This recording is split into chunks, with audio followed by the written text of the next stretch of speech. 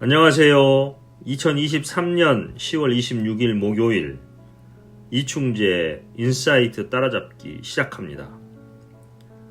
이충재 인사이트 따라잡기에서 오늘 읽어드릴 사설의 제목은 윤석열 신당설 왜 불씨 꺼지지 않을까입니다. 강서구청장 보궐선거 참패로 윤석열 대통령과 여당이 위기를 느끼면서 여권발 신당론이 스멀스멀 나오고 있습니다.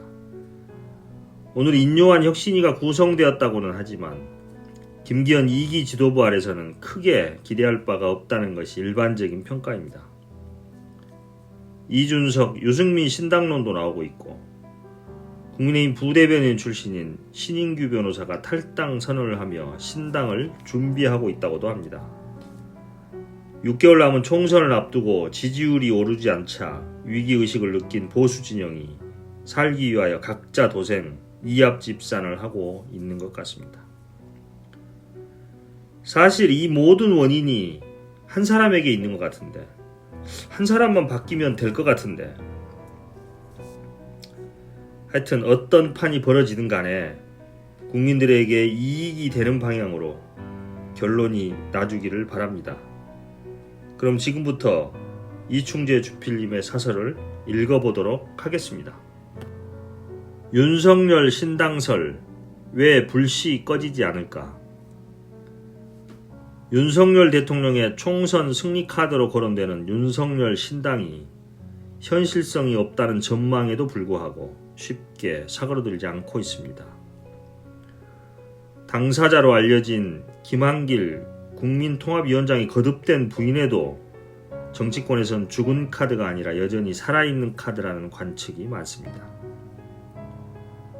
윤 대통령의 기질로 볼 때 자신을 둘러싼 위기를 돌파하려는 시도 중에 하나로 신당 창당을 선택할 수 있다는 겁니다. 여권 주변에선 대통령 주변에서 전개 개편의 시나리오를 짜는 그룹이 있다는 말도 돕니다. 3.8 국민의힘 전당대회를 앞두고 제기됐던 윤석열 신당이 최근 다시 불거진 것은 김한길 위원장의 위상부각과 직접적인 관련이 있습니다. 지난 17일 강서구청장 보궐선거 참패 직후 윤 대통령의 일거수일투족에 관심이 집중된 상황에서 대통령은 느닷없이 김 위원장을 띄웠습니다.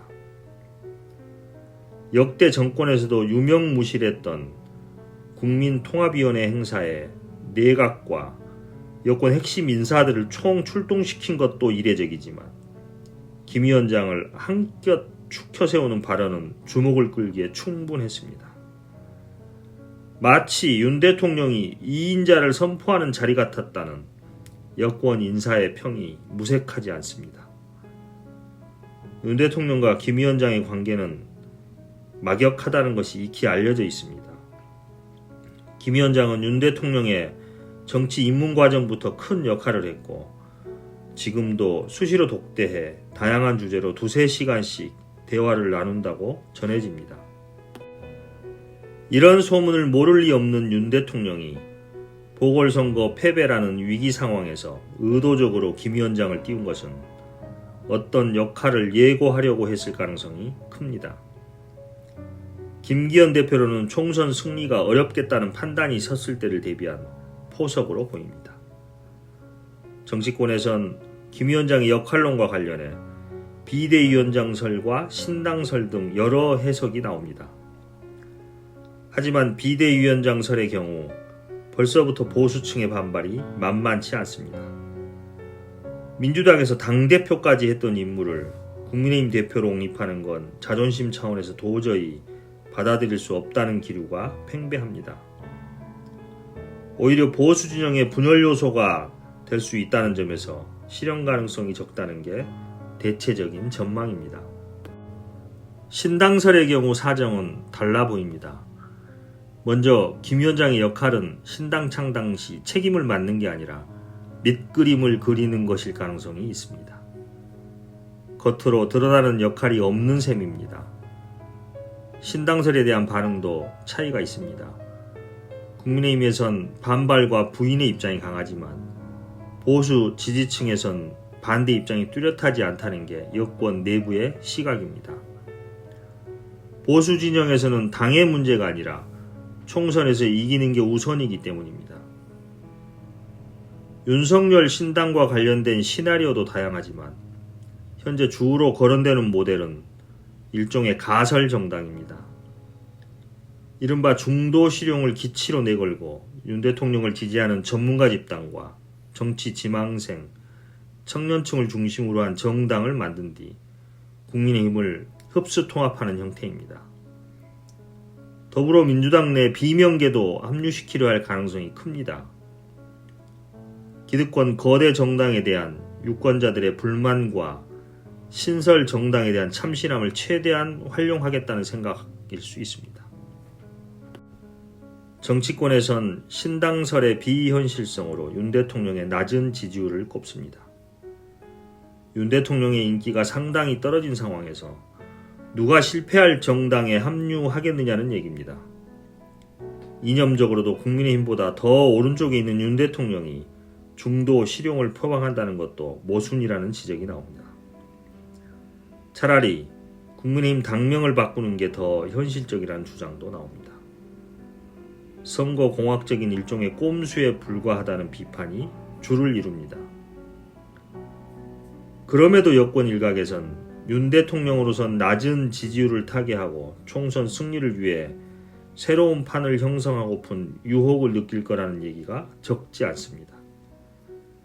윤 대통령이 대선 후보 시절 한 지지자와의 통화에서 분란을 일으키면 당을 완전히 뽀개버리겠다고 한 발언도 다시 주목을 끕니다. 보궐선거 참패 후 윤 대통령은 주변에 국민의힘에 대한 불만을 강하게 토로한 것으로 전해집니다.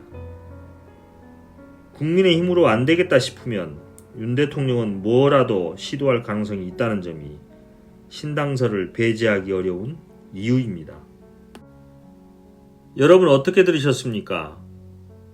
이충재 주필님은 윤 대통령이 총선 승리를 위하여 어떻게든 새로운 판을 꾸미려고 하겠으나 변화가 선행되지 않는다면 선거공학적인 일종의 꼼수에 불과하지 않겠는가 하는 비판을 하고 있습니다.